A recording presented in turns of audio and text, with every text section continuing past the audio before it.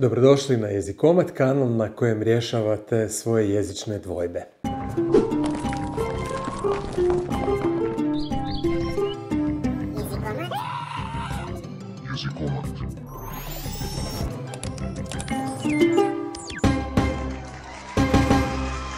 Je li pravilno slušatelj ili slušalac, gledatelj ili gledalac? Primjećujete da se te riječi razlikuju po nastavku. U riječima slušalac, gledalac, nastavak je lac, a u riječima slušatelj, gledatelj, nastavak je telj. Općenito prednost dajemo nastavku telj zbog jednog razloga. Razlog je taj što kada riječ ima nastavak telj, a tom riječju se označava da osoba nešto radi, na primjer osoba koju zovemo slušateljem, ona sluša, osoba koju zovemo gledateljem, ona gleda.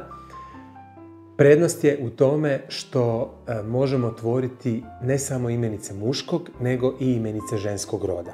Pa kažemo da je netko gledatelj i da je netko drugi gledateljica, slušatelj, slušateljica. Kada upotrebljavamo te riječi s nastavkom lac, onda nastavak koji bi označavao ženski rod, lica, ne označava više osobu koja gleda i sluša, nego neki predmet kojim se gleda ili sluša. Dakle, gledalac jest pravilno u muškom rodu i nastavak je uvijek lac. Nepravilno bi bilo nastavak oc upotrijebiti, to jest nepravilno bi bilo gleda oc, sluša oc. Ali, kada kažemo gleda lac, sluša lac, onda podrazumijevamo samo muškarce, muške osobe.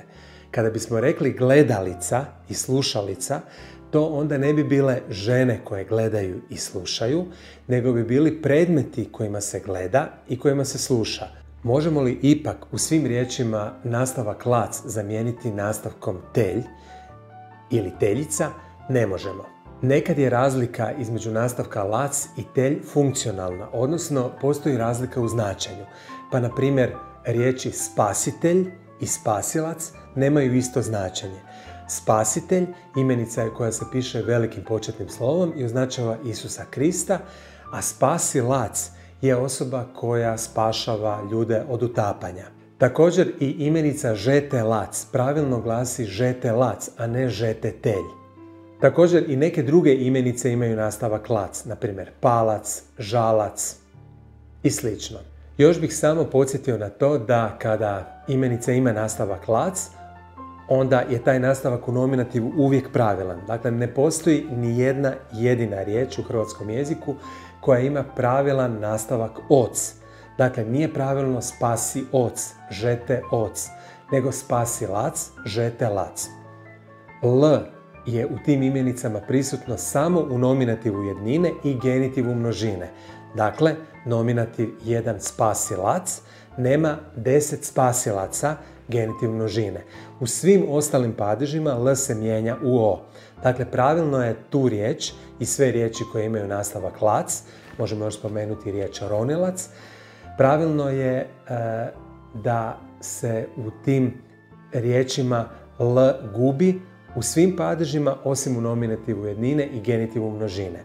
Pravilna je dakle sklonidba tih riječi spasilac, spasioca, spasiocu i tako dalje. A u genitivu množine spasilaca. Hvala vam na gledanju, učite hrvatski jezik, volite ga i gledajte nas ponovno u još jednoj epizodi Jezikomata. Lijep vam pozdrav!